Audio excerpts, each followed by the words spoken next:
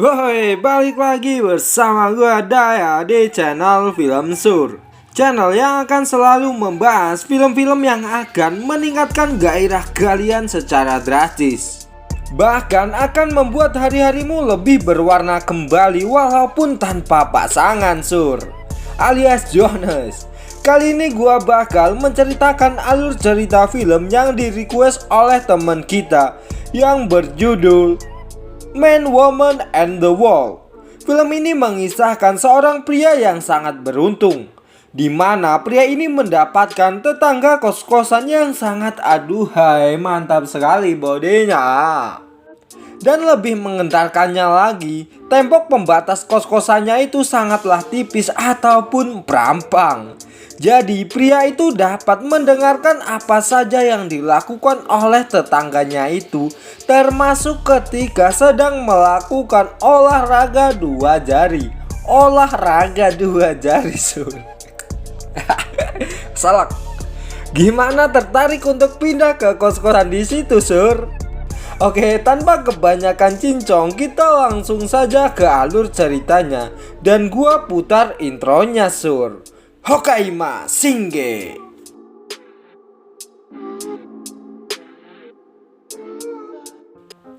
Film diawali dengan seorang pria yang baru saja pindah ke kos-kosan barunya. Pria ini bernama Rio. Rio sangat senang dikarenakan kos-kosan barunya harganya yang relatif murah. Namun fasilitasnya cukup memadai dengan adanya kamar mandi di dalam dan ada bathtubnya. Namun kala itu Rio baru menyadari jika ada kekurangan pada kos-kosannya itu, di mana tembok pembatas dengan kos-kosan orang lain itu sangatlah tipis. Jadi Rio tahu apa yang dibicarakan dan dilakukan oleh tetangga kos-kosannya itu. Dan beruntungnya penghuni di kos-kosan sebelahnya itu adalah seorang wanita. Hal itu membuat Rio semakin penasaran kepada wanita itu dengan mendengarkan suara wanita itu yang sedang mandi. Kupiuk kupiuk piur. Mantap. Saking ngebetnya Rio bahkan nangkring nempel di tembok seperti tokek yang sedang kelaparan. Dikarenakan Rio belum pernah melihat wajah wanita itu, dia pun membayangkan wajah wanita itu seperti ini. Jadi ini bukan wajah wanita itu yang asli. Aslinya lebih menggoda, Sur. Wanita ini bernama Sakura. Sakura sering mendapatkan teror mesum dari seorang laki-laki. Namun karena suara pria itu disamarkan seperti suara bakso borak, jadi Sakura tidak bisa mengenali suara itu. Kemudian Sakura menelpon kekasihnya yang bernama Kurito. Tetapi gua ingetin lagi, ini bukan wajah asli mereka berdua. Ini cuman gambaran dari Rio yang sedang menguping. Dan seperti apa yang kalian pikirkan, sepasang kekasih yang sudah berada di kamar, yang pastinya icip-icip dulu cuy, alias bercocok tanam. Bahkan mereka berdua menggunakan gaya yang barbar sekali, seperti gaya katak melompat. Aduh. Sementara itu Rio yang sedang menguping, dirinya pun meluluhkan tiang pemancar antena yang sudah berdiri tegak dengan menggunakan tangan kirinya alias ngecel. Hal itu membuat Rio semakin penasaran dengan sosok Sakura. Keesokan paginya Rio pun melihat siapa nama dari penghuni kamar di sebelahnya. Dan dia pun kemudian mencari nama yang sama dan mencari informasi tentang wanita itu.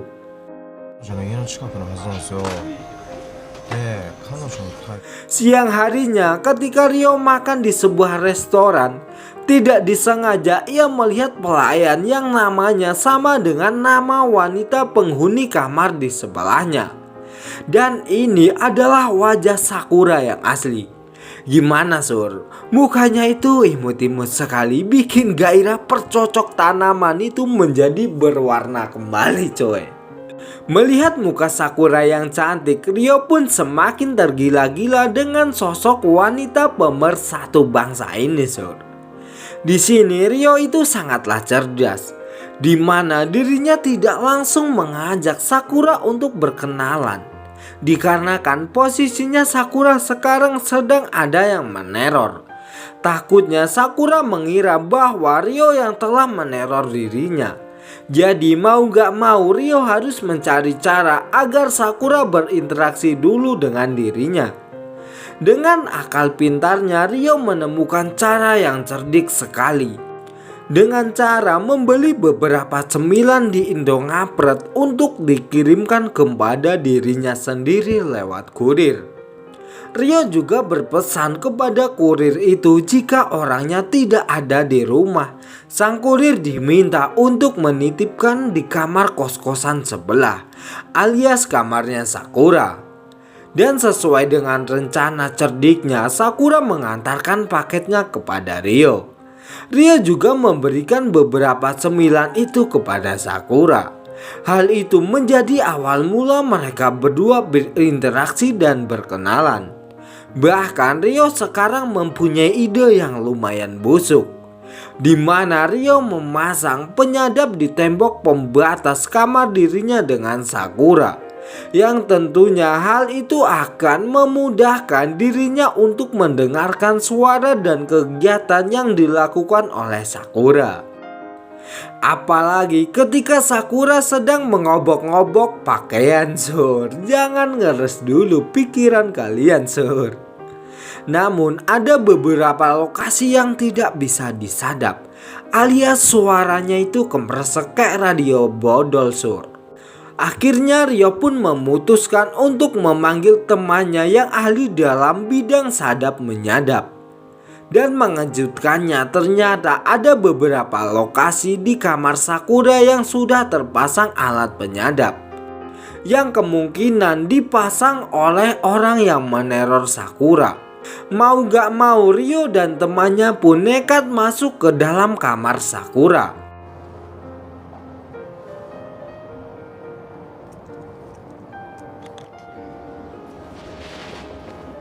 Mengagetkannya, Ryo dan temannya mendapati bahwa ada alat penyadap dan kamera tersembunyi di kamar Sakura.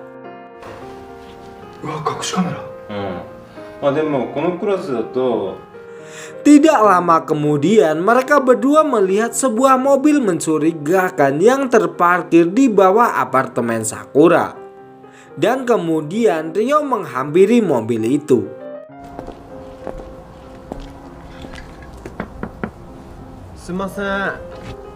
Ya, ini adalah sosok dari pacar Sakura yang bernama Kurito.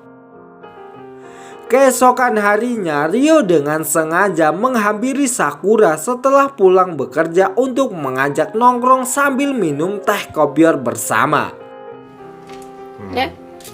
どういうことをされるんですか? Malam harinya, Ryo kembali melancarkan ide busuknya itu dengan cara yang sama lagi. Namun kali ini Ryo menggunakan udang yang masih hidup untuk melancarkan rencana busuknya kembali. Ryo yang melihat Sakura geli melihat udang, dirinya pun menggoda Sakura dengan udang itu. Dan ini adalah reaksi dari jeritan mesra Sakura.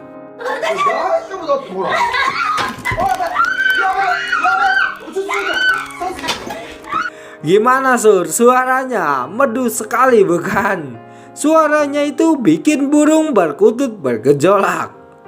Mereka kemudian melanjutkan untuk makan malam bersama. Namun Kurito yang mendapati Sakura tidak ada di kamarnya, ia pun menelpon dan menyuruh Sakura untuk kembali pulang ke kamarnya dengan nada yang sangat kasar sekali. ちょっと部屋にいなきゃいけなくなっちゃって戻ります。 Dan tidak lama kemudian Kurito pun datang dan langsung mengobrak-abrik abang lembab milik Sakura dengan sangat keji, alias dengan pemaksaan. 今日の歌なんかおかしいよ。おかしいよ、さつきの方だった。Rio yang mendengarnya pun menjadi emosi dan mencari cara agar mereka berdua putus. Dikarenakan Kurito itu adalah cowok busuk. Akhirnya Rio bersama dengan teman-temannya merencanakan sesuatu hal yang akan membuat Kurito dan Sakura menjadi putus. Keesokan harinya Rio mengajak Sakura untuk pergi berjalan-jalan sampai larut malam. 人と人とのさつながりの部分でさそこが見えなくなっちゃったらさやっぱきつい。 Di sisi lain, teman-teman Rio pun masuk ke dalam kamar Sakura dan melakukan sebuah drama, di mana mereka berdua berakting jika seolah-olah Sakura mempunyai hutang yang sangat banyak dan sedang dikejar-kejar oleh rentenir, yang tentunya hal itu akan dipantau oleh Kurito. Karena Sakura tidak kuat membayar hutang, sang rentenir pun merampas HP Sakura. Kemudian sang rentenir melihat ada nomor HP dari pacar Sakura. Dan kemudian sang rentenir langsung menelpon dan membuat Kurito ketakutan kocar-kacir. Dan itu adalah contoh laki-laki yang tidak tanggung jawab, Sur. Beberapa minggu pun berlalu. Terlihat Kurito itu sudah tidak pernah datang ke apartemen Sakura lagi. Bahkan dirinya juga sudah pindah apartemen ketika Sakura menghampiri di apartemennya. 小西さん引っ越しましたよ。え？ Kita kasih tepuk tangan buat Rio, di mana rencana busuknya itu berhasil. Woi Dian, sangar. Di sisi lain terlihat Kurito yang sedang diancam dan diperas oleh teman-teman Rio. Dan artinya sekarang Sakura sedang menjomblo, yang berarti dirinya sedang kesepian butuh belayan. Melihat Sakura yang sedang sedih, Rio pun menghiburnya. Bahkan mereka berdua juga minum teh kopior bersama. Hal itu membuat Sakura pun menjadi oleng dan menjadi kelabakan, alias gemeteran, segera ingin dicolok apem angetnya, coy. Aduh. Namun dengan bijaknya Rio tidak mau memanfaatkan kesempatan dalam kesempitan. Padahal mereka berdua sudah pemanasan. Dan tidak mau karena Rio mencintai Sakura dengan tulus hati.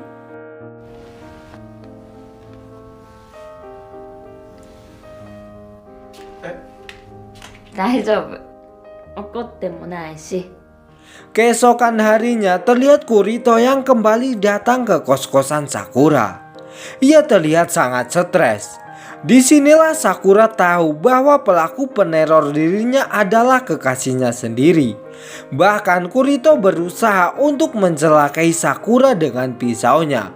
Dan beruntungnya sang pahlawan Rio pun datang dan menyelamatkan Sakura dan menyuruhnya untuk segera pergi menjauh.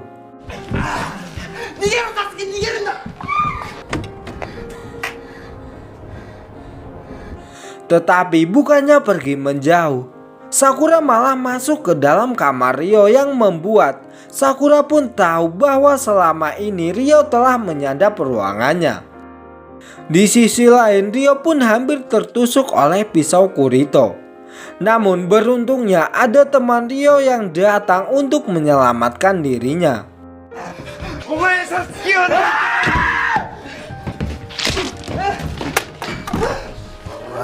Rio pun kemudian masuk ke dalam kamarnya. Di sini Sakura yang sudah tahu bahwa kamarnya telah disadap oleh Rio. Sakura pun menganggap seolah-olah dirinya tidak tahu apa-apa. Karena Sakura berpikir jika Rio adalah orang jahat, kala itu Rio pasti mau untuk mencolok apem angetnya. Beberapa hari pun berlalu. Di sini Sakura yang sudah tahu bahwa ruangannya disadap oleh Rio, dan Rio pasti sedang mendengarkan kegiatannya. Sakura dengan sengaja mencolok apem angetnya dengan tangan kirinya dan membuat suara yang meresahkan tetangga. Dan ketika Ryo sedang olahraga 7 jari, Sakura pun datang dengan penuh gairah. Dan akhirnya pertempuran antar tetangga pun terjadi.